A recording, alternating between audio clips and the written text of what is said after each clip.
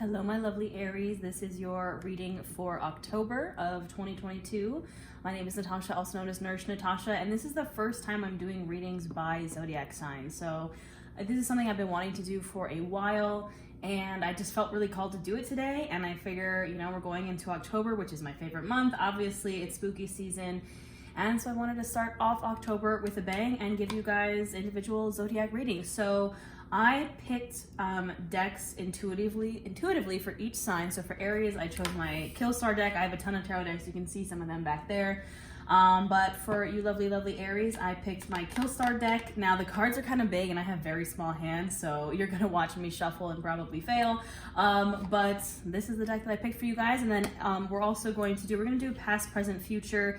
And remember that these are general readings for each sign. So take what resonates, leave the rest. Some of it might be for you, some of it might be for another Aries, but I'm gonna do my best to channel and see what comes through for you guys. These are collective readings, so it's for the Aries collective, whoever is here on my channel, or if maybe you just stumbled across this video, hi, hello, welcome. Don't forget to hit that subscribe button, and if you want to get notifications for when your readings are posted, I also teach yoga. I do readings for every new moon and full moon, and yoga classes for every new moon and full moon. Just hit that little bell, the subscribe and the bell, and you'll know when my videos are posted. And again, this is my first time doing this, so if you like this, if you like these individual zodiac sign readings, please let me know in the comments, like, share. Be sure to check out your sun, moon, rising, and Venus signs. But let me know if you like it, and I'll keep doing it. So we are going to get started. So again, this is the Kill Star deck that I chose for my Aries. We're gonna do a past, present, and future spread. And then because it's October, we're also gonna do a Halloween oracle pull and then an oracle pull from my favorite oracle deck, postcards from a liminal space. But we're just gonna start with the tarot. I do have this incense burning. It's called actually Samhain Nights. So it is a fall Halloween incense. Now I do have to shuffle this deck a little weird just because it is so big. But Spirit, let us know what is coming through for Aries for the month of October. Take a deep breath, set your intention, send your energy to me for this reading, for the collective, for all of my fiery Aries. What is going on for my Aries, past, present, and future?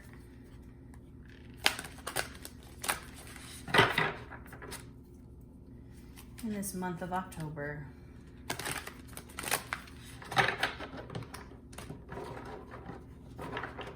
Come on, cards, cooperate with me. All right, take one more deep breath for me, my friends. These cards are so big, so large and in charge, like I feel like my Aries are.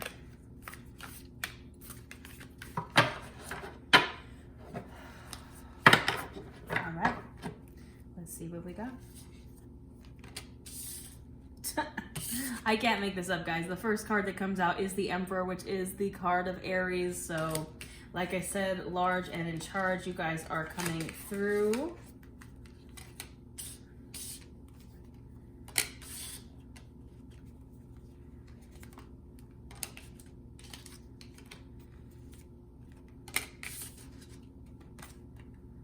All right, well, we have a lot of earth here and a little bit of fire, two major arcana. At the bottom of the deck, we have the Knight of Swords. So when I do my readings, I do past, present, future. So we're looking at past, present, and future here.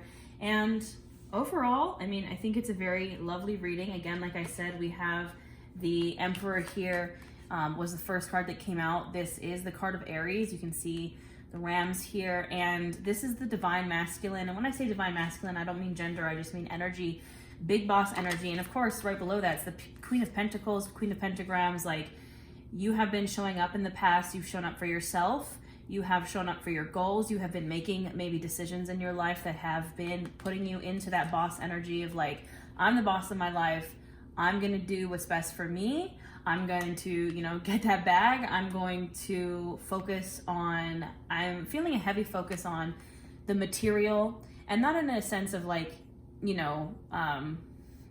feel like when we say material, we think like greedy or, really focused on money, but that's not it. It's like healthy wealthy abundance. You've been making decisions and tapping into your divine masculine energy to make decisions that embody the Queen of Pentacles, like focusing on your home and hearth. There's a lot of home here. We also have the Four of Wands in present, so very like home foundational energy. You know, I'm picking up that you've been making decisions and tapping into that boss energy of like, this is best for myself and my home, for myself and my wealth. And yeah, just really making those decisions that are putting you in that abundant energy. Very independent energy also. You know, we love to see it. Those are two of my favorite cards in the deck, honestly. Moving on to the present, we do have the Four of Wands. This is the card of foundation, of home, of a stable base. Traditionally, it's depicted as kind of the wands are kind of like an archway, and there's a few women dancing, and it's like they're celebrating a marriage or a new house, or again, it's very like home and hearth energy. You know, we're going into the fall season, heavy focus on home, going back to home is what I'm kind of picking up on, going back home.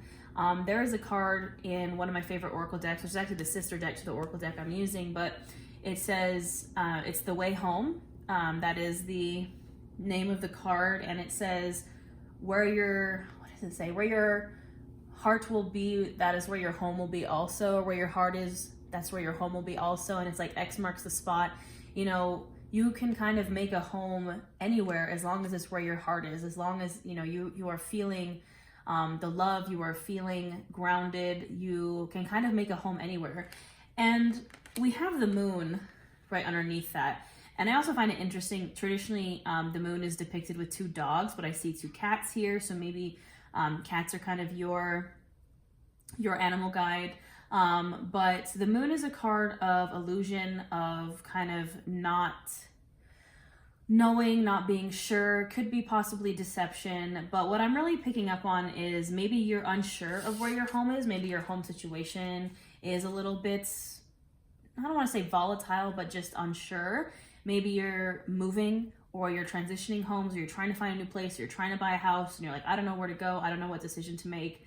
I don't know where my home is kind of what I'm picking up on. And you've really been making all these decisions to, again, tap into that abundance and that wealth and be the boss of your own life. And now you're kind of like, it's coming to the point where you almost, I want to say, maybe you need to ground yourself. Maybe you're ready to set down or settle down or set your roots somewhere. And it doesn't have to be a physical home, right? It doesn't have to be like a house, or you don't have to be specifically like moving into a new house. Where your heart is, your home will be also. Maybe your home is with people around you. Maybe your home is in a career. Maybe it's in a relationship. And wherever your home is, you're just kind of feeling unsure. You're like, I don't know. I've been kind of getting the vibes. The vibes are off. You know, I've really been making these decisions. I've really been making these changes in my life to bring about this abundance in the material, in my home and hearth. And you've been doing the work. And maybe this is a sign that there is something, there's like I'm picking up like one more thing that's like blocking you from feeling truly at home. Again, whether it's in a physical home, or whether it's in a relationship, or in a friendship, or in a job, you're like, there's something missing. And I'm not sure what it is. I'm trying to figure it out. I really want to feel grounded. I really want to feel stable, but something's missing. Something is missing. And then if we go into the future, I think that figuring out that thing that's missing is Eight of Pentacles. You can see here he kind of has these like hammers. Eight of Pentacles is the card of hard work. And underneath we have the Four of Pentacles, which is a little, again, I don't want to say greedy, but you can see here he's kind of holding on to his pentacles, right? The Four of Pentacles is a card of kind of like hoarding the wealth, hoarding the money, hoarding the abundance, perhaps because you're afraid of, you know, maybe this unsure situation with the moon. You're kind of like, I'm afraid someone's going to take, I don't want to say take your home, but like make it not feel like your home anymore. And you have experienced that. You know what it's like to kind of feel unstable, feel ungrounded, to not have a home base. And you're like, I'm not getting rid of that again. So I don't think in this case, the Four of Pentacles is a negative energy. I think maybe what you need to do to clear this illusion of whatever is happening in the moon is kind of bring it back into you.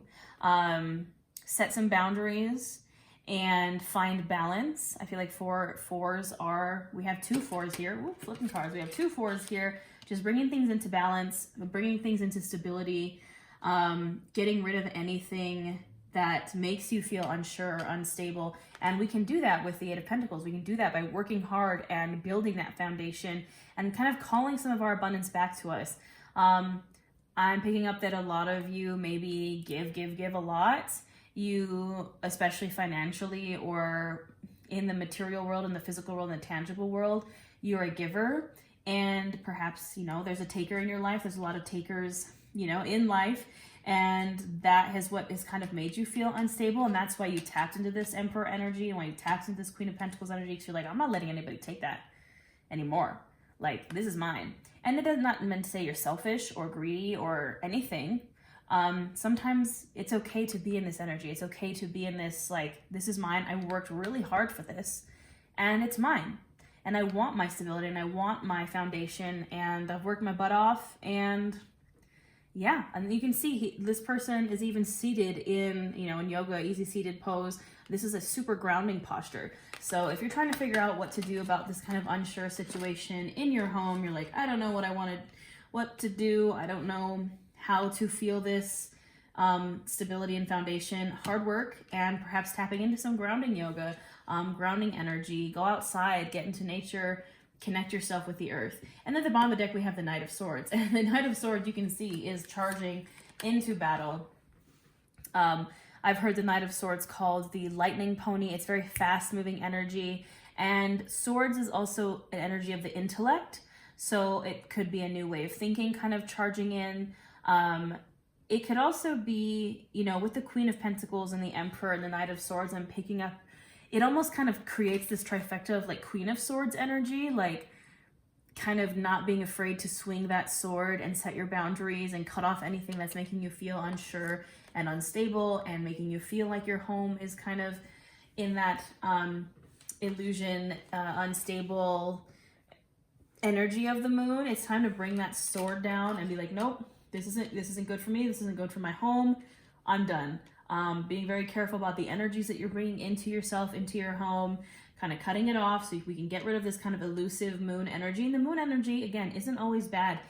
You just feel unsure and you don't want to feel that way anymore. So moving forward, we got hard work, we got grounding, we got setting some boundaries. So that is our past, present, future spread. Now let's clarify with some oracle cards.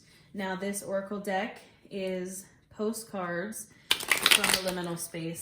It is my most favorite oracle deck in the whole wide world. However, it was a very limited edition deck, so it is unavailable. But we can all enjoy it here. You can purchase this Killstar deck. It is still on their website, but everyone just always asks where I get this deck, and I'm sorry to say that it is not available anywhere. But the creator did make a sister deck called Visions from Liminal Space, and it is also incredibly awesome, and I recommend it. So take a deep breath. Let's ask for some clarity and see what's going on here.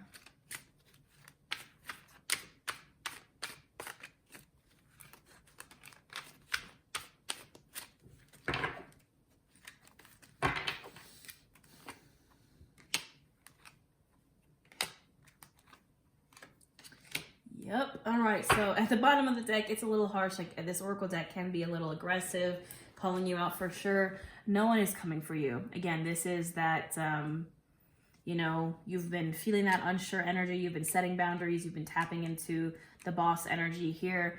And I think this is almost, honestly, kind of you did it in a way. Like no one is coming for you because you were the boss of your own life. Like you did that. You did the dang thing. You became the boss of your own life. You don't need someone to make decisions for you. You don't need someone, almost like because of all the like home and hearth energy here, like you don't need someone to be your home. You are your home. Like you are at home with yourself. And I think that's really awesome. I mean, I know it's kind of a scary card. It's kind of depicted as like an astronaut alone in space. It's scary to hear that no one is coming for you, but it's almost, you feel proud in that. Like I did this myself. I built this myself. Now we have in the past, we have memory lane. Very similar to another card in the sister deck to this oracle deck called Beware Nostalgia. And I think if there is anything that is holding you back from tapping into this boss energy here, it is nostalgia. It is perhaps people, energies, things from the past that, you know, are still clinging to you, whether it's just in your memories or whether it's physically. We can't let that get the best of us. Like, we can enjoy it in our memories. We can go down memory lane, but we're not bringing it into the future with us. Perhaps that's what's causing this uncertainty. Magic is immediate and death is the healing. As soon as you can cut off those old energies of the past and let them die, it's going to be immediate. You're going to get that home. You're going to get that thing you've been working really hard for, that stability, that grounding. It's going to come very quickly. You might just have to do a little bit of hard work. You know, death is scary and I'm talking about death in the metaphorical sense of like the death card in tarot. Something has to die for something to be reborn. Something's got to go. Something you have to clear out to this to make room for the new. And it's going to come in very fast. Again, with the Knight of Swords, lightning pony energy. It's going to come in very fast once you make that decision to get rid of whatever is causing that uncertain moon energy. Once you make that decision, you're going to come, the light at the end of the tunnel is going to come fast.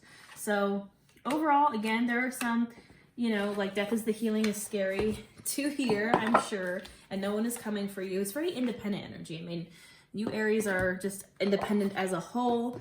You are the emperor, right? You are tapped into that boss energy and you're doing the dang thing. It's not just time to cut off just a little bit more, and you're going to find that home and you're going to find that grounding and you're going to find that stability. So let's just do one more oracle pull. This is the Halloween oracle, of course, because it is October.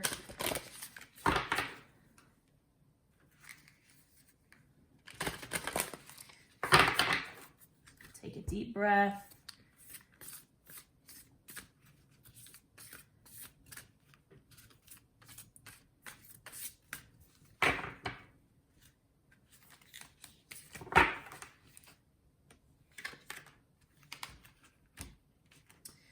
All right, we have midnight, the most magical hour of all. And I do have the guidebook here for this oracle deck. And I'm curious to see what it says.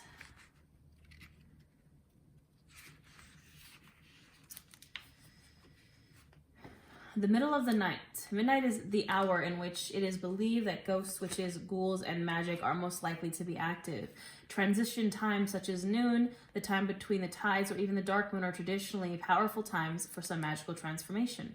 In some Christian traditions, the witching hour is seen as 3 a.m. because it is opposite the time that Jesus is said to have died at 3 p.m., but there is some consensus that midnight is the time of greatest magic, particularly around Halloween. As soon as the clock strikes midnight on Halloween, it is said that the spirits flow forward through the veil, and if benevolent, bring positive messages. If not so benevolent, they can cause mischief and play tricks. At best, or at worst, cause havoc. Allow yourself to relax into the benevolent darkness of midnight. You may feel this is your darkest hour, but know that the light will return again. The dawn always follows the darkest night. Note, too, that it is important for us to recognize that we all have some darkness within us, just as we have light, and this isn't something to hide from. So definitely a card of shadow work, embracing your shadow, embracing that, the darkness. You know, I think that's kind of what this is, right? Embracing the darkness. You can see both of these cards are very dark, and it's scary. Like, we got to the midnight point, we got to the darkness, and we're like, I don't know where to go from here. I'm not sure. It's scary alone. I can kind of see the light at the end of the tunnel, but you know, it's not there yet. I'm kind of in the darkness. Make friends with your shadow and keep moving forward. Make those decisions that are best for you. Be the boss of your own life, and you're going to find the magic in the darkness. And the magic is going to be immediate. The light that comes is going to be immediate. So you got this, Aries. I hope you enjoyed this reading. Let me know your thoughts in the comments. Again, if you enjoyed this, please let me know so I can continue doing this for you lovelies. But I wish you a wonderful, wonderful October. I wish you healing and grounding, and that you can find this foundation. Just know that you got this, and I will see you next time, my friends. Don't forget to subscribe, and have a wonderful Halloween.